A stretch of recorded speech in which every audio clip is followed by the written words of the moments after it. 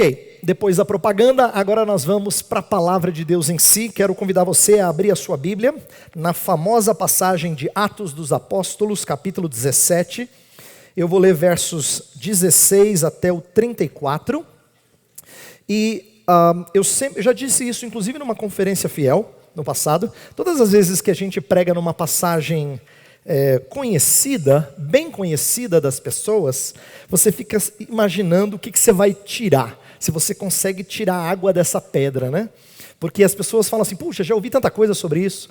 E eu aprendi uma lição muito preciosa com o meu pai, quando eu era pastor jovem. Eu disse assim para ele, pai, eu tenho gostado de pregar em textos que as pessoas não conhecem, porque elas se surpreendem com outros trechos da palavra. Aí ele falou assim para mim, filho, mas não se esqueça dos trechos conhecidos, porque quando as pessoas aprendem coisas novas de trechos que elas já conhecem, a palavra fica mais encantadora, ela fica mais deliciosa ao nosso paladar. Então todas as vezes que eu vou pregar num texto conhecido, eu rogo a Deus que me dê isso de novo, gosto, prazer, deleite, numa passagem que eu já conheço, numa passagem que eu já estudei, mas que de novo tem que falar aos nossos corações. Então eu vou ler a famosa passagem em que Paulo fala para filósofos no Areópago, e ela vai nos nortear no nosso tema, que é esse de a necessidade de conhecermos cosmovisões. Então acompanhe a leitura que eu vou fazer. Diz assim a palavra de Deus. Enquanto Paulo os esperava em Atenas, o seu espírito se revoltava em face da idolatria dominante na cidade. Por isso, dissertava na sinagoga entre os judeus e os gentios piedosos, também na praça todos os dias entre os que se encontravam ali. E alguns dos filósofos epicureus e estoicos contendiam com ele, havendo quem perguntasse, que quer dizer esse tagarela? E outros, parece pregador de estranhos deuses, pois pregava a Jesus e a ressurreição. Então, tomando-o consigo, o levaram ao Areópago, dizendo, poderemos saber que nova doutrina é essa que ensinas? Posto que nos trazes aos ouvidos coisas estranhas, queremos saber o que vem a ser isso. Pois todos os de Atenas e os estrangeiros residentes de outra coisa não cuidavam, senão dizer ou ouvir as últimas novidades. Então Paulo, levantando-se no meio do Areópago, disse, senhores atenienses, em tudo vos vejo acentuadamente religiosos. Porque passando e observando os objetos de vosso culto, encontrei também um altar no qual está inscrito, ao Deus desconhecido. Pois esse que adorais sem conhecer é precisamente aquele que eu vos anuncio. O Deus que fez o mundo e tudo que nele existe, sendo ele Senhor do céu e da terra, não habita em santuários feitos por mãos humanas, nem é servido por mãos humanas como se de alguma coisa precisasse, pois ele mesmo é quem a todos dá vida, respiração e tudo mais. De um só fez toda a raça humana para habitar sobre toda a face da terra, havendo fixado os tempos previamente estabelecidos e os limites da sua habitação, para buscarem a Deus, se porventura tateando o possam achar, bem que não está longe de cada um de nós, pois nele vivemos e nos movemos e existimos, como alguns dos vossos poetas têm dito, porque dele também somos geração. Sendo, pois, geração de Deus, não devemos pensar que a divindade é semelhante ao ouro, à prata ou à pedra, trabalhados pela arte e imaginação do homem. Ora, não levou Deus em conta os tempos da ignorância. Agora, porém, notifica aos homens que todos em toda parte se arrependam. Porquanto estabeleceu um dia em que há de julgar o mundo com justiça, por meio de um varão que destinou e acreditou diante de todos, ressuscitando-o dentre os mortos. Quando ouviram falar de ressurreição de mortos, uns escarneceram. E outros disseram, a respeito disso te ouviremos noutra ocasião. A essa altura, Paulo se retirou do meio deles. Houve, porém, alguns homens que se agregaram a ele e creram. Entre eles estava Dionísio, o Areopagita, uma mulher chamada Dâmaris, e com eles outros mais. Vamos orar mais uma vez? Fecha os seus olhos, vamos falar com Deus. Pai, nós somos carentes do Teu Espírito, como cantamos há pouco.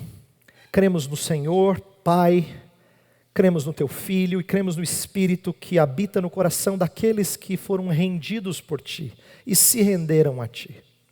E agora, desejosos de ter nossa mente transformada pelo Evangelho, rogamos que o Teu Espírito dirija essa palavra e atinja o coração dos jovens conforme a necessidade deles. O Senhor conhece a minha necessidade e a necessidade de todos que me ouvem nessa noite. Por isso, o nosso desejo é que o Senhor fale conosco, comigo e com os meus irmãos, e com aqueles que porventura ainda não te conhecem, mas precisam ser apresentados ao Senhor.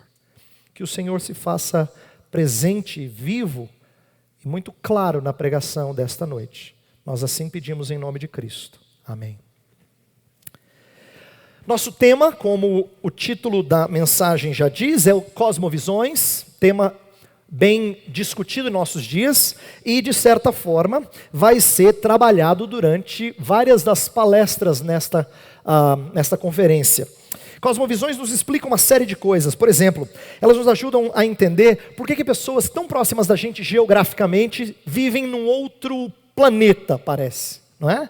Um autor muito perspicaz escreveu um livro sobre cosmovisões cujo título foi muito inteligente. Ele falou sobre o universo ao lado.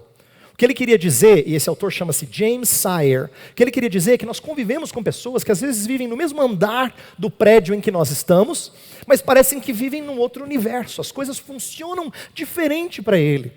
Isso, cosmovisão, ajuda a gente a entender por que é possível gente viver na mesma cultura que a gente e aparentemente ser de outro planeta. A cosmovisão também ajuda a gente a mostrar as inconsistências que as pessoas têm com respeito à sua cosmovisão. Um outro autor muito importante na história desse assunto, Francis Schaeffer, costumava usar uma analogia. Ele falava de tirar o telhado. Ele queria dizer o seguinte, que quando as pessoas são confrontadas com a verdade, não só bíblica, mas com a verdade de Deus estampada em toda a criação, é como se o telhado da casa delas fosse arrancado e a verdade inundasse essa casa. Quando a verdade de Deus fala aos homens, ela os confronta dessa forma, ela os inunda com a verdade divina, com os conceitos que expressam aquilo que Deus fez. Então, cosmovisão ajuda a gente a entender como as pessoas são diferentes de nós, mas também como é que elas podem ser trabalhadas para que sejam conformadas à palavra de Deus. O texto que eu escolhi, Atos 17, eu acho que é um texto fantástico para trabalhar uma série de coisas relacionadas à cosmovisão, por isso que eu escolhi como o primeiro texto dessa conferência, para que a gente meditasse nele, porque esse texto revela uma série de coisas. Por exemplo, ela mostra como diferenças de cosmovisão separam pessoas radicalmente. A gente vai ver aqui no texto gente que é muito diferente daquilo que nós estamos habituados. Também mostra como expor o evangelho às pessoas que pensam de maneira diferente da nossa tem que levar em consideração uma mensagem completa ou holística da cosmovisão cristã. Eu vou tentar mostrar ao longo da mensagem como a gente não anuncia uma mensagem simples, que não tem a sua complexidade. Ela pode ser simples ao ser comunicada, mas ela tem implicações muito complexas. Ela é multifacetada. A cosmovisão cristã, ela traz implicações para várias áreas. Esse texto também ensina para a gente como é que a gente deve se preparar para diferentes reações à mesma mensagem. Esse texto mostra diferentes reações à mesma mensagem e eu creio que ele nos auxilia no nosso trabalho de evangelistas. Por isso que eu escolhi esse texto e acho que ele vai ser bom para expor sobre esse assunto. Meu propósito nessa noite é falar de 4 coisas. Nossa palestra então tem 4 partes, tá? A primeira parte, eu quero mostrar como essa passagem evidencia de maneira bem clara o que significa um choque de cosmovisões. Então, a primeira coisa é como é que essa passagem nos mostra o que significa um choque de cosmovisões. Em segundo lugar, eu quero falar sobre o que é cosmovisão e por que é útil entender esse conceito. Primeiro eu quero ilustrar o que é viver num choque de cosmovisões, para depois explicar o que é cosmovisão. E aí, numa terceira parte, eu quero mostrar como é que Paulo expôs a cosmovisão cristã no contato dele com os atenienses.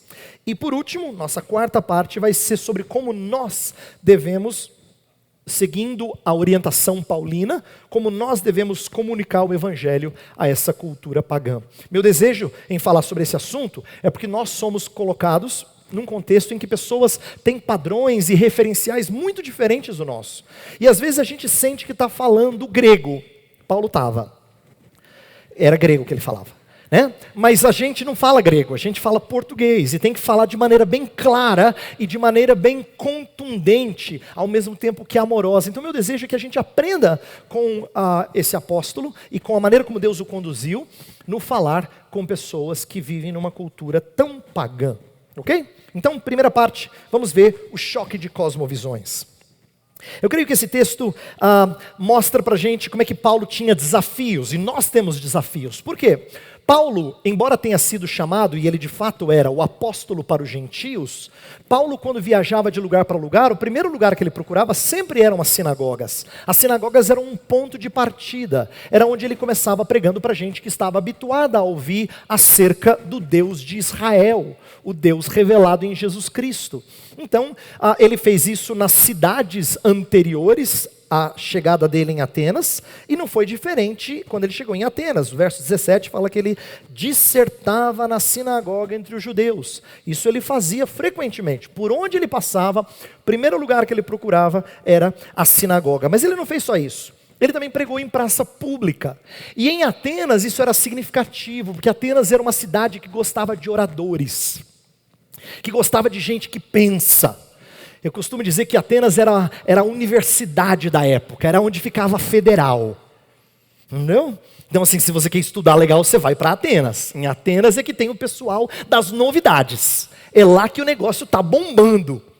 Paulo chegou, começou a falar em praça pública e se deparou com gente que não entendia conceitos os mais básicos, que estranharam elementos básicos da pregação dele.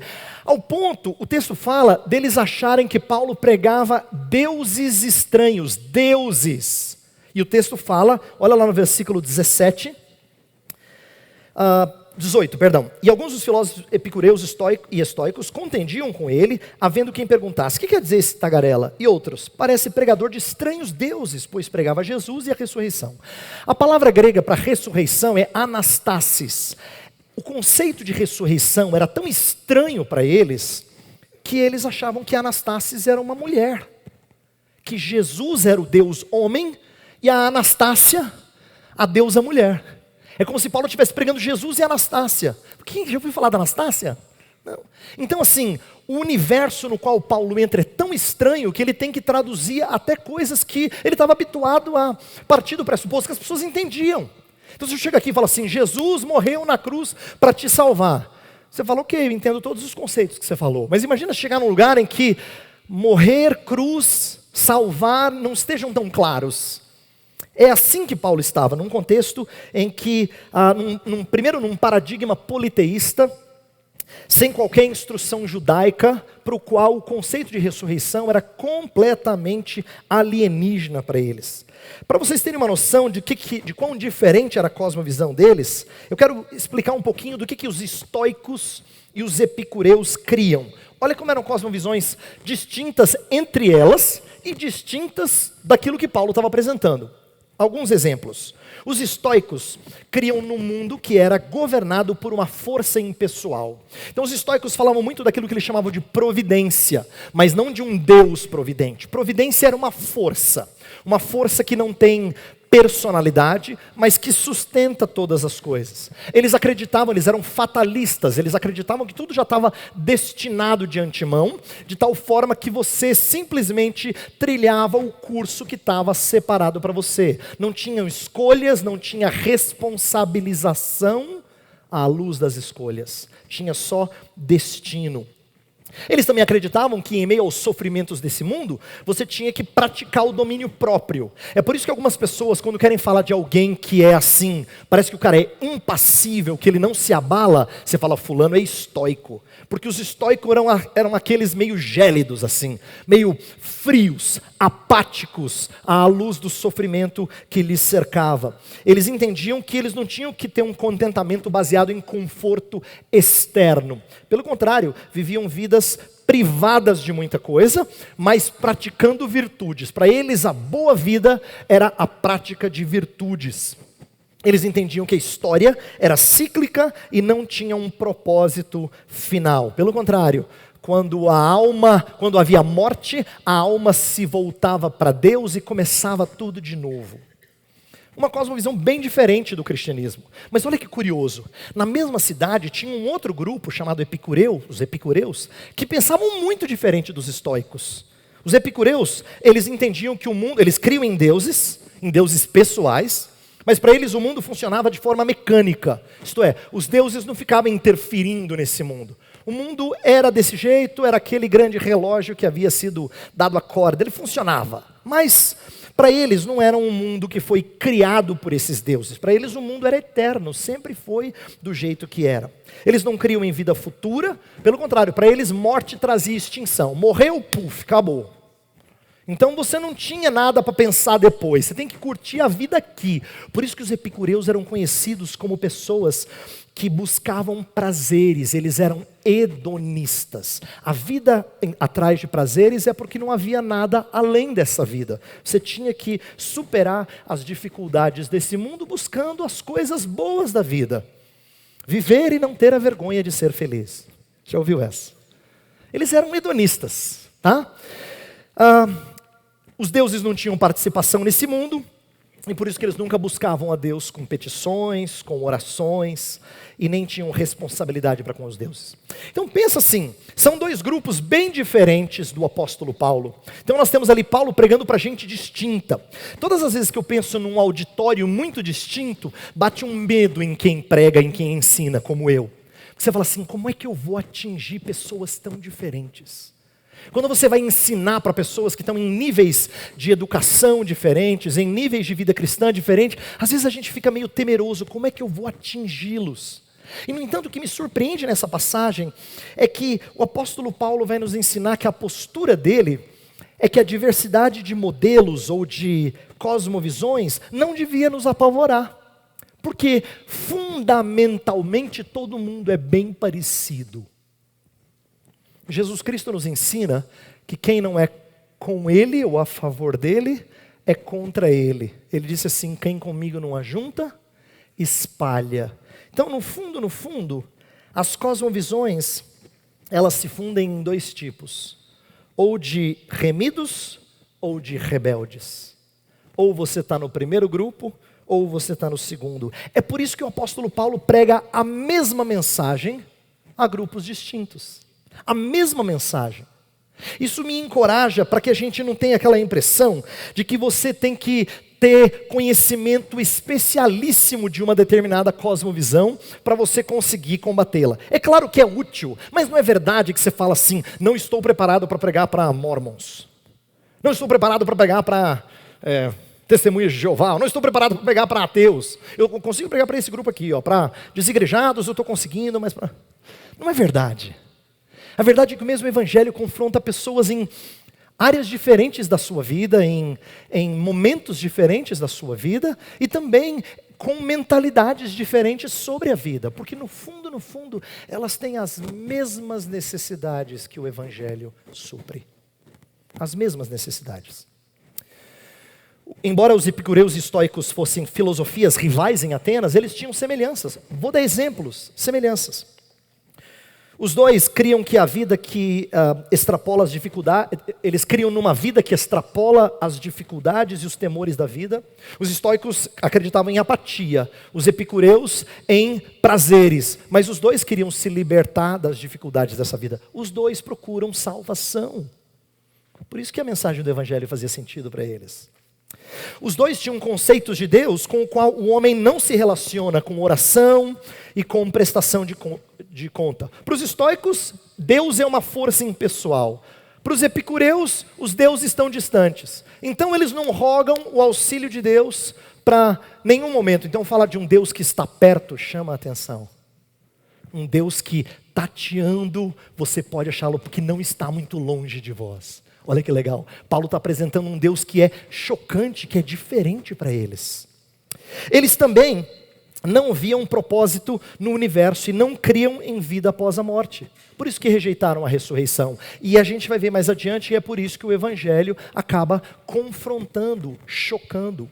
Então, eu estou, ao fazer essa comparação e mostrar a igualdade deles, só estou querendo encorajar você a perceber que, embora as cosmovisões sejam muito distintas em alguns aspectos, no fundo, Deus fez as pessoas com necessidades bem semelhantes. E a gente pode pregar o mesmo evangelho a essas pessoas distintas. Então eu não estou aqui para falar de cosmovisões, no sentido de que você tem que saber tudo de cada grupo para quem você prega. Não, é bom que você conheça o espírito do tempo presente, e a gente vai falar disso aqui. É bom que você conheça o que está dominando a cabeça das pessoas, o que as pessoas curtem, o que elas amam, o que elas adoram. É bom, é muito bom. Vai ser muito útil, e eu quero tentar mostrar isso. Mas não é verdade que a gente não está preparado para pregar para determinado grupo de pessoas. O mesmo evangelho vale para qualquer pessoa perdida, cujo coração é rebelde para com o Criador. Agora eu quero falar um pouquinho sobre o que é cosmovisão. Já falei tanto de cosmovisão, de diferentes ideias. O que é cosmovisão e por que é importante a gente entender esse termo?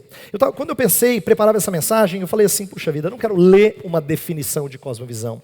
Então, eu achei que a melhor maneira de explicar isso é apresentar 3 aspectos, 3 ângulos diferentes do que é cosmovisão, para tentar te ajudar a se familiarizar com um conceito que talvez é novo para você ou superficial. Não estou dizendo que todo mundo que está aqui não entende do assunto, não é isso. É que cosmovisão se tornou uma daquelas palavras comuns que a gente usa sem perceber um pouco da profundidade dela. Às vezes tem palavra que entra na moda. Há uns anos atrás, quando vocês eram pequenininhos, a palavra da moda era globalização. Você falou globalização. Depois virou assim, sustentabilidade. Tudo é sustentabilidade, né? Então tem palavras da moda. Cosmovisão é uma dessas. Está na moda, todo mundo gosta de usar. Mas às vezes ela não é compreendida na sua profundidade. Então eu quero te ajudar. O que eu vou dizer não é profundo, não é extenso, mas eu espero que seja certeiro. Eu quero falar de 3 aspectos de cosmovisão. Um primeiro, interpretativo. Um aspecto interpretativo. Depois eu vou falar do aspecto fundamental. E por último, quero falar do aspecto interligado. Então eu vou repetir as 3 palavras-chave. Primeiro, um aspecto interpretativo, depois um aspecto fundamental, e em terceiro, um aspecto interligado. Deixa eu explicar o que eu quero dizer por isso. Por aspecto interpretativo, a gente lembra de uma analogia muito usada para falar de cosmovisão, que tem a ver com visão, óbvio. Falar que cosmovisão é como se fosse a lente com a qual a gente enxerga o mundo. E como nós temos lentes diferentes, nós vemos o mundo segundo as cores da nossa lente. É por isso que pessoas podem descrever um mesmo fato, um mesmo evento, um mesmo movimento social de maneira distinta. Pega os problemas sociais do nosso país. Enquanto algumas pessoas estão dizendo uma coisa, outras estão dizendo outra coisa diametralmente oposta. Você fala, que universo você vive? Não é? A gente não pensa assim? Por quê? Porque ele tem lentes diferentes. Ele enxerga de maneira diferente de você. Porque cosmovisão tem a ver com a maneira como a gente interpreta o mundo. E todo mundo as tem. Ninguém narra um fato puramente ou de forma neutra, né? Puramente verdadeiro. Todo mundo narra um fato segundo a sua cosmovisão, a maneira como ele enxerga a vida. Isso não quer dizer que tudo é subjetivo. É por isso que nós nos voltamos para esse livro, para que a gente enxergue a vida do jeito que ela é. Porque quem nos diz como ela é não são os nossos olhos, são os olhos do Criador. Tá? Mas é verdade que quando a gente olha para a vida, a gente olha com lentes diferentes. No nosso texto, tem 2 exemplos interessantes desse aspecto interpretativo. Olha como é que começa o texto, no verso 16. Enquanto Paulo os esperava em Atenas, o seu espírito se revoltava em face da idolatria dominante na cidade. Sabe o que eu acho impressionante disso? É porque, estudando alguns comentaristas, eles falam que em Atenas, na época de Paulo, essa cidade era muito bela, cheia de prédios cívicos, com estátuas, com muita arte. Era um lugar onde você queria tirar um monte de foto e postar. Era um lugar que você ia ficar assim no Instagram, no Face, o tempo todo, dizendo, pessoal, eu estou em Atenas, é um lugar mais lindo que o outro. O interessante é que Paulo chega nesse lugar e ao invés de postar beleza, ele posta idolatria. Aí você fala, não é possível. Atenas, você já foi em Atenas, Paulo? Sim, estou aqui. Não é bonito, Paulo? Idolatria. Paulo, alguém já te deu aula assim de arte, história da arte? Sabe o que é interessante? Se fosse Pedro, a gente diria assim, mas era um topeira mesmo, né? Se fosse Pedro, assim, tinha que ser pescador sem educação, não é possível. Mas não era. Era Paulo. Ele tinha ido também para a universidade, ele tinha estudado, ele era um cara culto. Mas por que ele enxerga a cidade e não consegue ver só beleza? Não estou dizendo que Paulo não apreciava a beleza. Ele entende que o Deus dele cria beleza, mas ele enxerga idolatria por trás da beleza, por causa das lentes que ele usa. Um outro exemplo no nosso texto são os filósofos, que estavam interessados em Paulo, e eles queriam saber. Paulo assim começou a pregar umas coisas assim, nossa, que diferente, fala um pouquinho mais pra gente. Você fala, nossa, esse pessoal vai pra igreja, vai batizar isso aí, com certeza. Vai nada. Quais são as lentes deles? As lentes deles são de pessoas que gostam das novidades. Então você fala para esse tipo de pessoa, ele fala assim, nossa, muito interessante, gostei do seu ponto de vista. Muito curioso. Eu acho que a gente deveria ver um pouquinho mais sobre isso. Eles são gente que gosta da novidade. Para eles são pensadores do último livro que leram. Entendeu? Eles gostam de abafar com a última coisa que eles leram. Eles gostam das novidades. Inclusive, eles são aquele tipo de gente que fala assim para você, você não soube o que aconteceu no Japão? Não. 12 minutos atrás, você não está sabendo, não está ligado? Tipo assim, eles estão ligados, entendeu? Eles conhecem todas as novidades, mas por que para eles isso é importante? Por causa da lente deles. Para eles, tudo que é inovador é bom. Tudo que é diferente é bom. A lente deles faz com que eles se interessem num primeiro momento por Paulo por causa do amor por inovações. Tudo que eles faziam, diz o texto, eles não faziam outra coisa senão ouvir as últimas novidades. Isso é o aspecto interpretativo de cosmovisão. Mas vamos para um outro aspecto aqui, o aspecto fundamental. Por fundamental, eu quero dizer que cosmovisão é algo que não é só uma maneira de interpretar a vida. É que o que leva a gente a interpretar a vida desse jeito está no mais profundo do nosso ser. É o chão onde a gente pisa. É o fundamento da nossa casa. Inclusive, eu gosto de usar essa ilustração. Eu costumo dizer que, quando eu falo do aspecto fundamental, eu estou me referindo aos fundamentos da casa. Religiosidade, para muita gente no Brasil, parece um quartinho dos fundos da casa. Sabe quando a pessoa fala para você assim, então, eu sou católico e você é evangélico? Ah, então, ele está querendo dizer assim que religião para ele é importante. Mas o que ele quer dizer por isso? Ele quer dizer assim que tem um quartinho da casa reservado só para religião. Todo domingo ele vai lá, presta culto dele, depois ele fecha. E volta para o resto da casa. O que a religião dele revela? No caso aí, a religião formal. Que ir para a igreja naquele momento, seja no sábado, naquele domingo, é um ritual importante que ele preza, porque ele ensinou, ele aprendeu isso da avó, do vô, da mãe, do pai, mas não mexe com o resto da vida dele.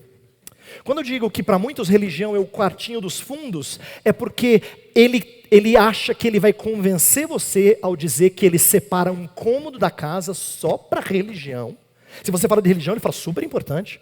Nossa, eu acho que na vida a gente tem que cuidar da parte intelectual, parte física, parte espiritual. Você fala assim, nossa, essa pessoa é super espiritual. Não é. Não do jeito que você pensa. Por quê? Porque a religião formal dele está no quartinho dos fundos. Ele fecha no domingo e depois não afeta o resto do dia a dia dele. Na segunda, na terça, na quarta, na quinta, na sexta, no sábado, aquele quartinho não mexe na vida dele. Sabe o que eu aprendi? O que está no quartinho não é a religião dele.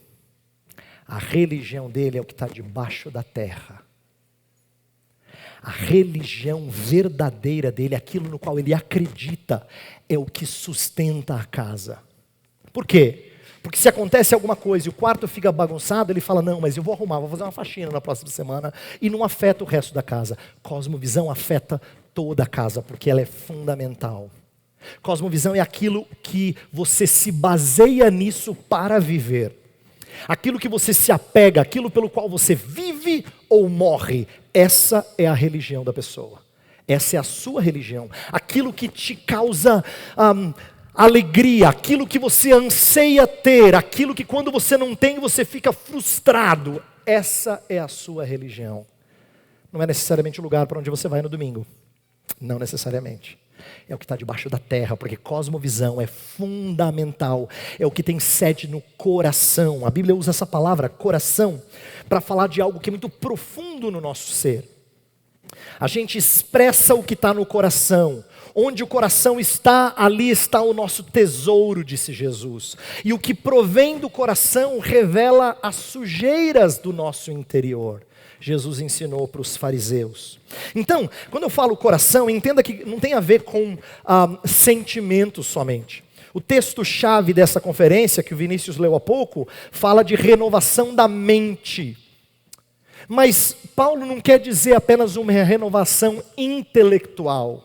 Ele estava usando uma palavra que se comunicava muito bem aos romanos. Mas um judeu diria renovação do coração. E ele não está falando só de sentimentos.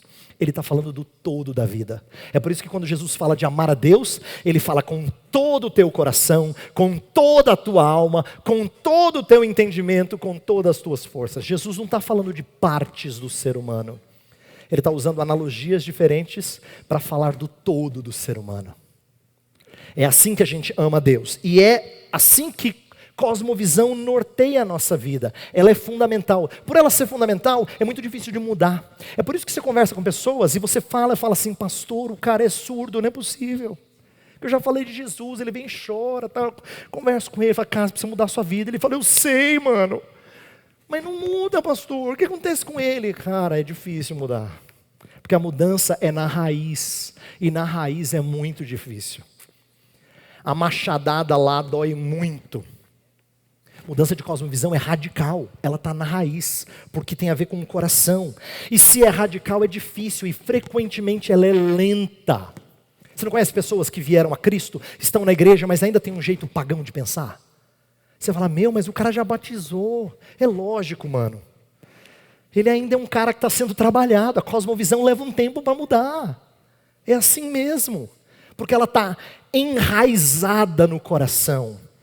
E se ela está no coração, então ela determina a forma como a gente vive. Eu costumo dizer que cosmovisão não tem tanto a ver com o que eu falo, tem a ver com a maneira como eu ando. Com isso eu não estou dizendo que o que eu falo não é importante. É que muitas vezes o meu andar é inconsistente com o meu falar. O meu falar é o modelo no qual eu acredito. Deus é soberano.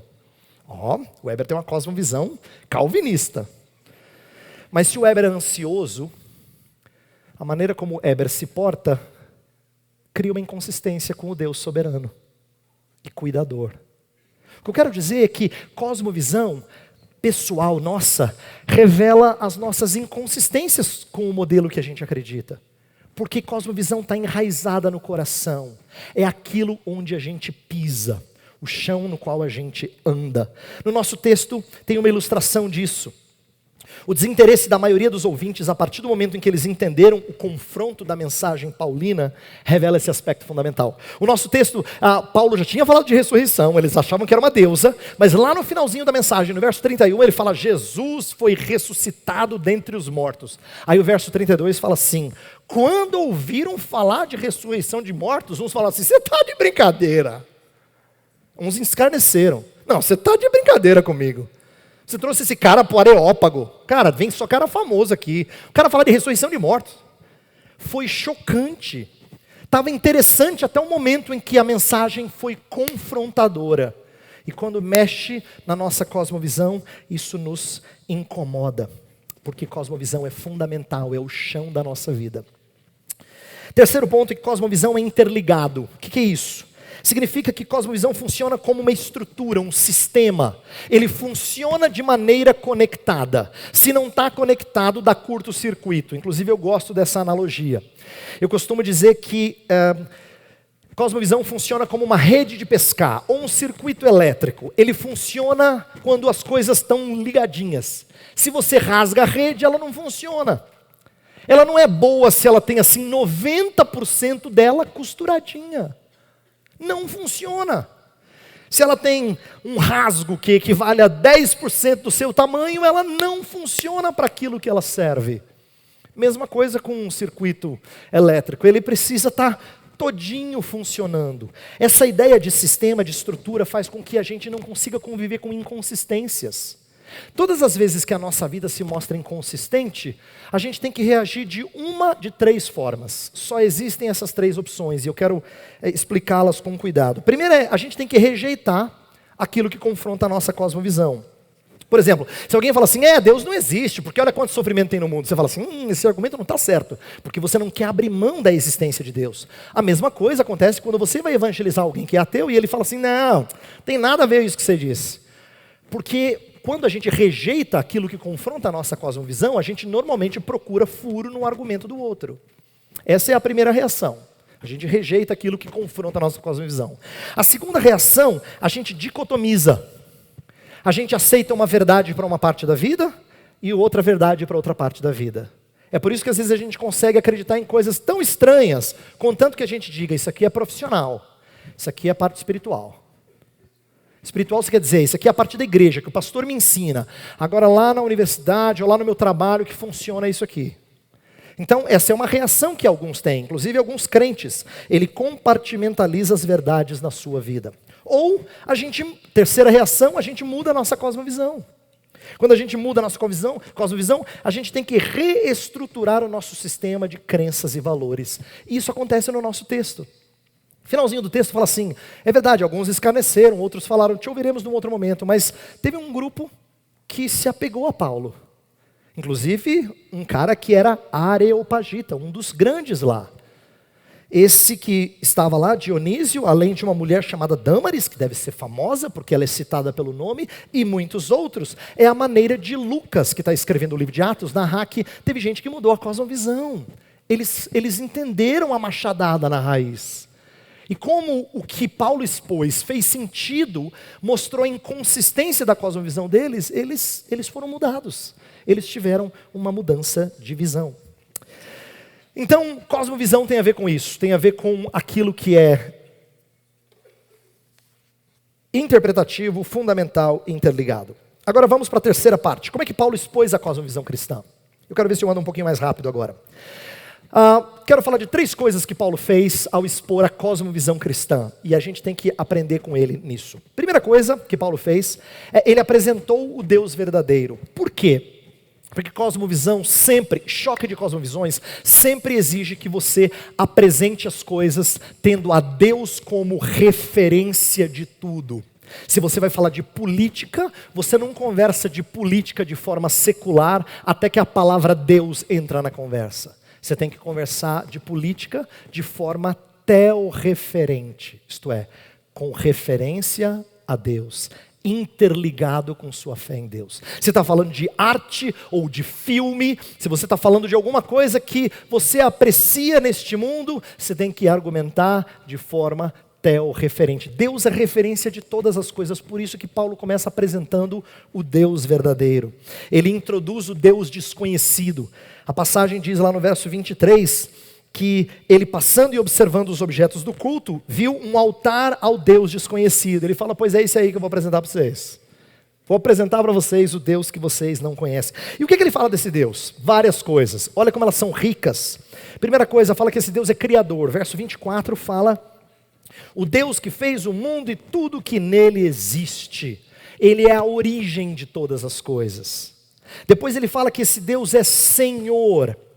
Versículo 24 ainda, ele é Senhor do céu e da terra. E se ele é Senhor do céu e da terra, ele não habita em santuário feitos por mãos humanas. Quer dizer, ele tem domínio sobre este mundo. Ele não só criou esse mundo e ele não deixa a coisa rolar solta. Ele tem controle, domínio desse mundo.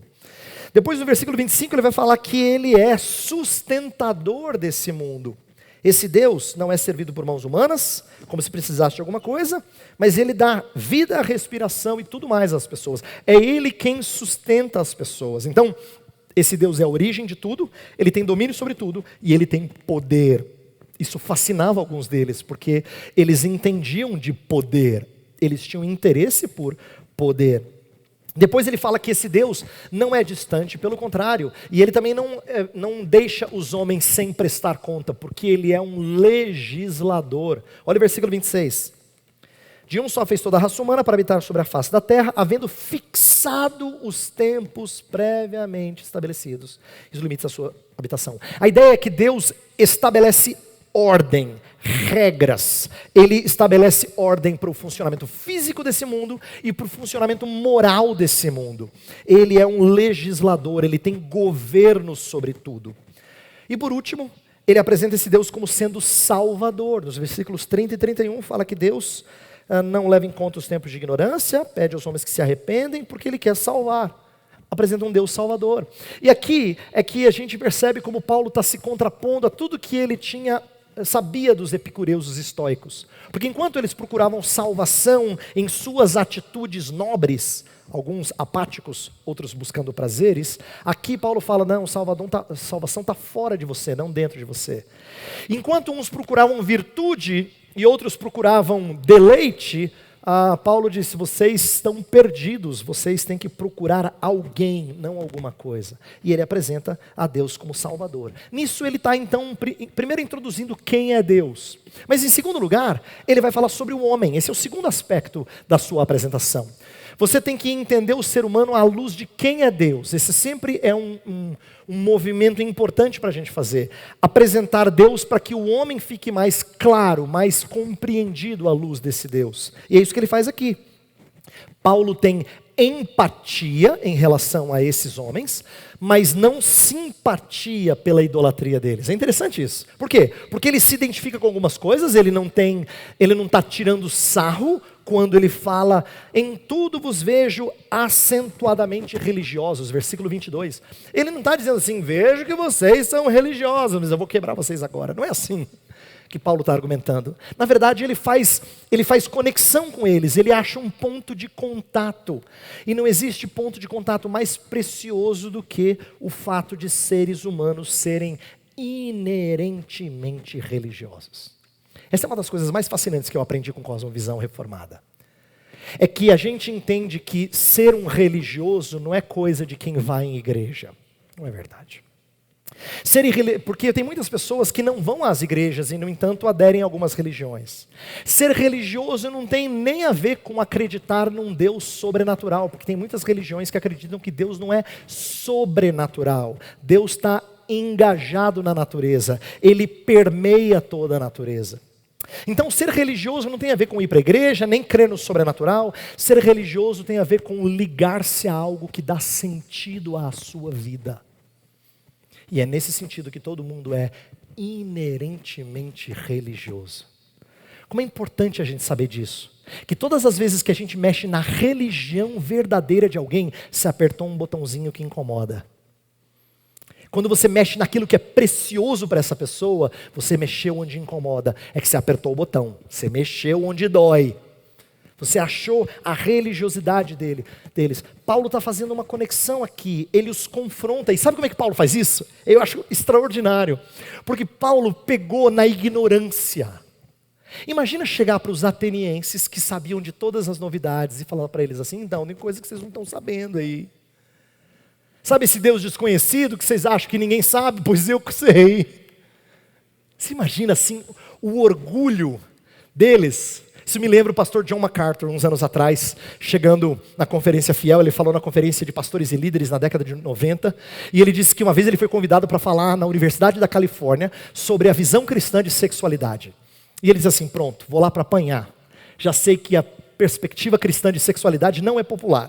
Então ele teve a seguinte estratégia, ele disse, gente, eu vim aqui falar de mais coisas, não vim falar só de sexualidade, mas eu queria falar para vocês sobre por que tem violência nesse mundo, por que existem drogas, por que tem guerras, por que as pessoas são egocêntricas, por que elas não são altruístas, por que as pessoas parecem que não têm caridade uns para com os outros. Eu quero falar de tudo isso para vocês, mas o problema é que vocês não vão entender.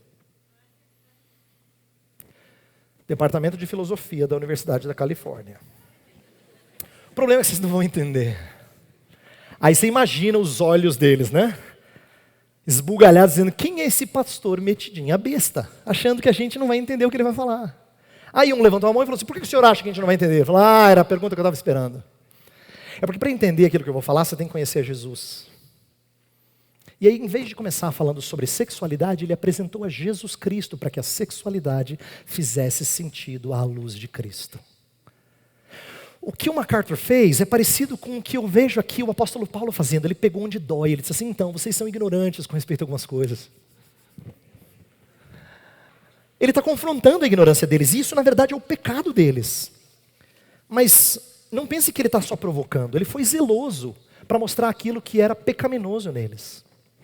Terceiro lugar, terceira coisa que Paulo faz na apresentação da cosmovisão, e esse que eu acho fascinante, é que Paulo não apresenta uma série de conceitos. Às vezes a gente lê o texto assim, Parece que Paulo está apresentando uma série de contextos. Deus é assim, Deus é soberano, Deus é poderoso, Deus pode todas as coisas, Ele sabe todas as coisas, Deus conhece todas as coisas, o homem é pecador. Ele não está só falando conceitos, ele não está só trazendo axiomas ou proposições. Paulo está contando uma história. Está contando uma história. Ele começa com Deus que criou tudo, sustenta tudo, tudo mais. Criou o homem, de um só fez toda a raça humana. Mas o que aconteceu? A raça humana caiu. Olha só, versículos 24 a 28, Paulo apresenta a criação, ele explica a criação. Mas no versículo 29, ele entra no pecado deles. Sendo por geração de Deus, não devemos pensar que a divindade é semelhante ao ouro, a prata, a pedra, trabalhados pela arte e imaginação do homem. Ele está mostrando aqui a idolatria deles, ele está confrontando a idolatria. E ao confrontar a idolatria, ele está apresentando a queda. Depois de apresentar a queda, o pecado do homem, no versículo 30 ele fala: ora, não levou Deus em conta os tempos da ignorância. Agora, porém, notifica aos homens que todos em toda parte se arrependam. Ele está apresentando a redenção em Jesus. E a redenção em Jesus é logo depois conectada com o versículo 31, que fala assim: porquanto estabeleceu um dia em que há de julgar o mundo com justiça, por meio de um varão que destinou e acreditou diante de todos, ressuscitando entre os mortos. Ele está falando do fim, da chegada de Jesus, da segunda vinda, da chamada consumação. Paulo, no mesmo discurso, apresentou criação, queda, redenção, consumação. Essa é a história desse mundo. Ele apresentou uma história. E histórias fascinam. Mas histórias fascinam não só como ilustrações. Histórias fascinam quando elas fazem sentido para você. Aquela história que pega, que mexe contigo, é a história que faz você entrar nela. Você sabe o que é assistir um bom filme, ou ler um bom livro, ou assistir uma boa peça, e entrar na história de tal forma que quando termina, você fica com aquele gostinho de quero mais. Não é? Ela mexeu contigo. A história bíblica, ela não está lá só para a gente dizer que a gente acredita que Deus fez tudo, que depois o homem pecou, que depois Jesus Cristo veio e um dia Ele vai voltar. A história bíblica está lá para que a gente entre na história. Para que a gente entenda que aquela história é a minha história. Por isso que tudo ao meu redor tem que ser entendido à luz desses 4 pilares. Eu fui criado por Deus. O que isso significa? Você tem que pensar. O que Deus criou que é bom, que eu tenho que valorizar? Mas por que eu não faço as coisas do jeito e com o propósito para o qual Deus fez as coisas? Eu sempre faço de maneira pervertida, distorcida, porque eu vivo num mundo caído e eu sou quebrado. Isso é considerar queda. É por isso que às vezes a gente se pergunta por que a gente faz desse jeito, né? Eu não entendo por que eu faço isso, eu já sei que não vale a pena. Mas é isso que a queda faz. Queda cria gente inconsistente. A criação é tão bela e preciosa para ser apreciada e alimentada, mas a gente deturpa as coisas e vive de forma incoerente. Mas ao mesmo tempo que eu vivo num mundo quebrado, não é um mundo sem esperança. Eu vivo à luz da redenção de Jesus. Não da redenção que só virá, mas da redenção que já veio. É por isso que Paulo fala coisas que o mundo não entende. Ele está sofrendo horrores e ele fala: somos mais que vencedores. Porque ele enxerga com outras lentes. Ele enxerga a redenção. Ele percebe que ele vai para os lugares e as pessoas não ouvem o evangelho. E muitos escarnecem, muitos dizem: te ouviremos num outro momento. Mas alguns se apegam a ele. E ele entende a vitória e o avanço do reino. Por causa do que Cristo já fez. Ele vive à luz da redenção. E quem vive à luz da redenção aguarda a consumação de todas as coisas. Sabe que isso aqui não é o fim da linha. É por isso que a gente não vive pelas coisas daqui. É por isso que a gente sabe que os prazeres dessa vida são transitórios. Porque Deus tem reservado coisas para nós que são infinitamente mais preciosas. Então, quando a gente de fato vive à luz da consumação, a gente não se apega às coisas daqui religiosamente. Paulo apresentou uma história. E essa história você tem que entender. Veja, eu sei que você já ouviu sobre um Deus que criou, um homem que caiu, um Cristo que veio remir e vai voltar. Eu sei disso. Mas a vida da gente não se encaixa nessa história.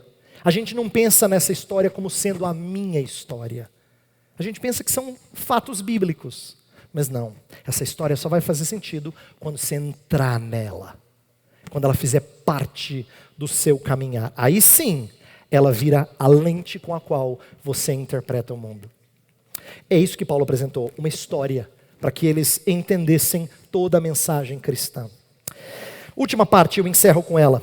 O que a gente aprende desse texto sobre como comunicar o evangelho a uma cultura pagã? O que é importante desse texto? Eu quero destacar algumas coisas. Esse texto tem infinitas possibilidades de aplicação. Eu vou sugerir apenas algumas. Eu quero primeiro que a gente pense na importância de nós termos uma mente crítica em relação à cultura. Uma mente crítica em relação à cultura. Com isso eu quero dizer que nós temos que ter filtro. Crítica não é só negativo. Significa filtrar, entender que tem coisa boa, mas ainda assim responder como sendo gente que tem filtro. Uma das coisas mais tristes de ver no meio do povo de Deus é gente sem discernimento. É gente que gosta de uma boa pregação, que se deleita, que termina a conferência e ele fala assim, muito bom, hein, pregador, joia. Mas depois vai lá comer porcaria. Isso é semelhante a gente ter um filé caprichado, uma salada gostosa, um arroz e feijão assim no ponto, um prato favorito para você, e depois você pegar a comida no lixo. É isso que a gente faz, espiritualmente falando. Quando a gente não tem discernimento, a gente está comendo de fontes completamente opostas. Em relação à cultura, a gente tem que aprender a ter filtro. Ter filtro significa não ser crédulo demais, nem cético. Quando eu falo crédulo é que a gente bebe qualquer coisa. Cético é tudo é ruim. Não é? Não é verdade. A gente não age bem. Quando a gente olha para a diversão, para a arte, para a educação ao nosso redor, para as profissões, a gente não pode pensar que elas são neutras. Elas não são neutras, elas sempre são praticadas por pessoas que ou fazem o que é agradável a Deus ou não. Mas você tem que aprender a discernir o que é agradável e o que não é. É por isso que você não pode desligar o botãozinho da cosmovisão. Não funciona assim. Se você faz isso, então você vive uma vida dicotomizada. Se você curte algumas coisas de diversão e você não pensa nas opções para a sua vida cristã, então você não tem uma mente crítica, você não tem filtro. Eu só estou me divertindo. Você desliga o botão. Desliga o botão, então agora eu só vou me divertir. Vou curtir a minha série favorita. Mas eu quero que você aprenda que eu não estou aqui para estragar prazer. Eu estou aqui para ajudar você a entender que é possível viver na cultura, conhecer a cultura, se deleitar em algumas coisas da cultura, mas com cautela, com critério. Entender que nesse mundo, praticamente tudo tem erro entremeado com verdade. Tem mentira entrelaçada com verdade. Você não consegue achar nada que é bom 100%. E você não consegue achar nada que é só do diabo. Porque essa é uma atitude de quem não tem filtro. Entenda que tem evangélico hoje em dia que está numa desses dois polos. Ou ele diz que tudo é do diabo, ou ele diz que tudo bem, não tem, eu só estou me divertindo. Não tem nada a ver, cara. Para de falar desse negócio de cristianismo, cosmovisão. Mas na verdade isso é falta de filtro. Por quê? Porque é possível dizer, é lindo, não é? Que pena que é pagão. Como assim, Heber? A gente está acostumado a pensar assim, quem acha que é lindo se diverte, gosta, não faz crítica. E quem diz que é pagão se afasta, porque é do diabo. Não, é lindo, mas é pagão. Como eu curto, mas como isso me entristece. Aprender a ter filtro. É isso que Paulo faz quando ele vai para Atenas e enxerga idolatria. Como eu disse, Paulo não é alguém não culto, não estudado, mas ele tem filtro. E é isso que eu acho que é importante a gente fazer, a gente entender que Paulo sabe conversar com eles, os atenienses, de forma a atraí-los, e num outro aspecto, exortá-los. Porque o amor não precisa fazer só uma das duas coisas. É isso que a gente tem que aprender. Tem pessoas que amam a confrontação. Ele fala assim, pastor, eu vou para Fiel de Jovens esse ano, porque eu quero aprender de cosmovisão para quebrar o meu amigo ateu. Esse cara gosta de chicote. E tem aquelas outras pessoas que falam assim, que seu besta. Cristianismo é amor, a gente tem que abraçar as pessoas. Esse é o melado. Né? Amor não faz só uma das duas coisas, amor faz as duas coisas. Paulo aqui nessa passagem, ora trabalha como soldado, ora trabalha como médico. Quando ele é soldado, ele confronta a cosmovisão. Quando ele é médico, ele apresenta o remédio. Ele entende as dificuldades. Olha como é que Paulo fala. Ele fala da ignorância, você fala, nossa, agora os caras vão ficar irados. Mas depois ele fala assim, mas Deus não levou em conta os tempos da ignorância. Olha só como o apóstolo Paulo sabe fazer as duas coisas.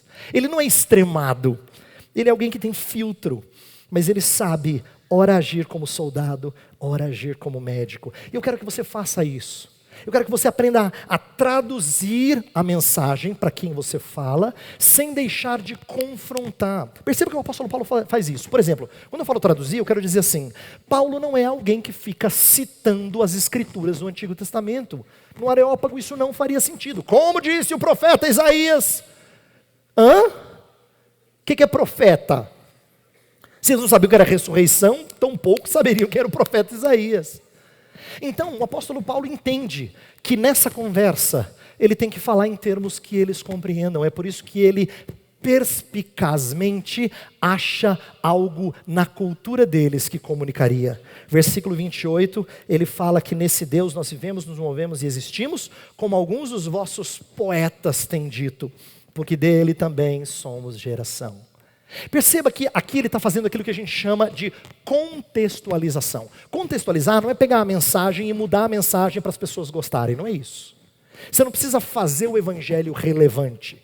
Se você ouvir gente perto de você dizendo assim, nós precisamos de uma igreja mais relevante, então entenda que essa igreja não tem o evangelho, porque o evangelho sempre é relevante. Em qualquer cultura, em qualquer contexto, o evangelho é relevante. Mas o que Paulo está fazendo aqui é fazer esse evangelho entendido nos termos que eles estão acostumados. É o evangelho falando da cultura deles. Por isso que ele disse assim, sabe aqueles poetas? Então eles falaram uma verdade tanto. Boa poesia aquela lá. Tem muita besteira, mas ele sacou que era bom. Ele sabia, ele tinha filtro. Ele sacou que era bom e disse assim, pois eles acertaram na música, deles somos geração. É isso aí. É desse Deus que eu estou falando. Mas ele não só traduz, ele confronta. Olha como o amor faz as duas coisas. Quando ele confronta, ele percebe ele mostra para eles uma inconsistência que eles não tinham enxergado. Veja só, se nós somos geração dele, como é que nós o fazemos? Versículo 29. Sendo, pois, geração de Deus, não devemos pensar que a divindade é semelhante ao ouro, à prata ou à pedra, trabalhados pela arte e imaginação do homem. Como é que você adora o Deus que você fez? Se nós somos geração dele, então você não pode fazê-lo. Puxa vida, é verdade, não tinha pensado nisso. O apóstolo Paulo está apresentando a inconsistência, está confrontando e fazendo aquilo que o Francis Schaeffer chamava de escancarar a verdade de Deus, tirar o telhado, fazer com que a verdade de Deus inunde a vida das pessoas. Vocês acreditam que vocês são geração dele, pois a linguagem de vocês não faz sentido. Então perceba que ele não está mudando a mensagem, mas ele está traduzindo a mensagem e confrontando, porque é isso que o evangelho faz. A beleza do evangelho é a sua habilidade de comunicar a todas as culturas, corrigindo suas perspectivas pecaminosas. E por que o evangelho faz isso? Por que o evangelho se comunica a todas as culturas? Porque Jesus Cristo não se tornou judeu somente. Jesus Cristo se fez homem. Ele falou sobre necessidades que todos os homens têm em todas as culturas, em todos os tempos. É por isso que o evangelho comunica a todas as culturas, em todo lugar. Ele é transformador, radicalmente transformador. Ele é o poder de Deus para a salvação, tanto do judeu como do grego. E é por isso que Paulo estava aqui pregando em pleno Areópago, num antro de impiedade e cosmovisão distorcida. E ele está lá pregando o evangelho, porque ele sabe o poder que essa mensagem tem. Eu quero encorajar você nessa conferência a ouvir as mensagens e pensar no poder do evangelho para transformar pessoas e renová-las segundo a vontade de Deus. Vamos orar. Pai do céu, nós te agradecemos porque o Senhor é muito bom. É bom quando tu nos permites pela tua palavra compreender a graça contida no evangelho, o evangelho transformador de vidas. Pedimos que o Senhor nos ajude a compreender aquilo que tem sido falado, a meditar naquilo que tem sido falado, a processar essas coisas de tal forma que elas façam sentido para o contexto no qual nós estamos. Encoraja os meus irmãos com a pregação da palavra e encoraja-os a confrontar em amor os seus conhecidos com esse evangelho transformador. Queremos conhecer o espírito da época, Senhor. Queremos conhecer as cosmovisões que nos cercam, mas nós sabemos que nós temos uma mensagem que é transformadora de qualquer vida, independente da cultura, do tempo, da cosmovisão. Faz-nos crer nisso. Faz-nos crer que o Senhor nos deu uma semente poderosa, que às vezes cai em solo rochoso, às vezes cai na beira do caminho, às vezes os espinhos sufocam. Mas é verdade que quando cai em solo bom, como ela frutifica. Como ela frutifica. Faz-nos lembrar disso, Pai. E faz-nos espalhar essa semente sem temor. Oramos em nome de Cristo. Amém.